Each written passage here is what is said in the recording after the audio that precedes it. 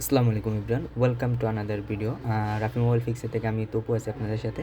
তো আজকে আসলে অনেকের একটা রিকোয়েস্টেড ভিডিও নিয়ে আসলাম। আজকে সকলেই ছিল যে ডাবল টেকার রিবলিং এবং ডাবল টেকার সেটিংয়ে নাকি তাদের প্রবলেম হয়। তো এই কারণে আজকে ভিডিওটা, এটা একটি নোভা 3i ফোন।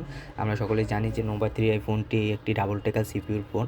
তো আমি এখানে ডাবল টেকার সিপিউ আইসিটি রিবল করে দেন তা ইনস্টল করার প্রসেসটা আপনার কাছে দেখিয়ে দিয়েছি। আর আমি উপরেই সব সময় দিয়ে দেবো যে আমি কোন এয়ার বা হিট ইউজ করছি, আপনারা একটু কাইন্ডলি দেখে নেবেন। আসলে হয় কি, ডাবল টেকার সিপিউগুলো রিবল করাটাও ফ্যাক্ট না, আর এটা ইনস্টল করাটাও ফ্যাক্ট না। তো এটা জাস্ট একটু হালকা কৌশলে আছে। জাস্ট কৌশলটা আপনি যদি অবলম্বন করেন আর প্রত্যেকটা হিটার এয়ার যদি পারফেক্টলি দেন, সেক্ষেত্রে আপনার সাকসেস রেট অনেক বেশি হয়ে যাবে।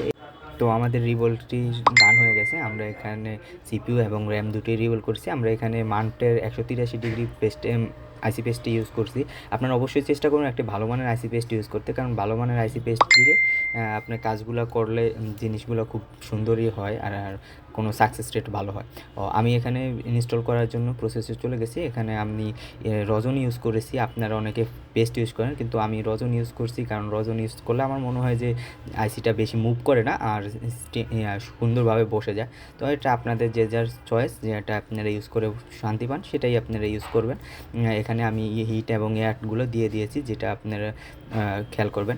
আর সিপিইউ রিভোল বা সিপিইউ প্রসেস বসানোর ক্ষেত্রে আপনি নরমাল যেমন সিঙ্গেল টেকার বসান সেইভাবে বসালেই হবে, কোনো এখানে আহামরি কিছু নেই। তবে হ্যাঁ, র্যামটা যখন বসাবেন তখন একটু আগে অবশ্যই সিপিইউটাকে ঠান্ডা করে নেবেন।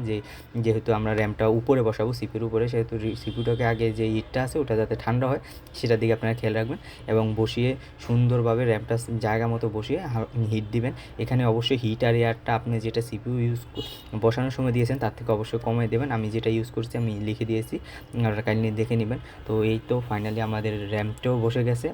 আশা করি এই প্রসেসে আপনি কাজটা করলে অবশ্যই সাকসেস হবেন ইনশাল্লাহ।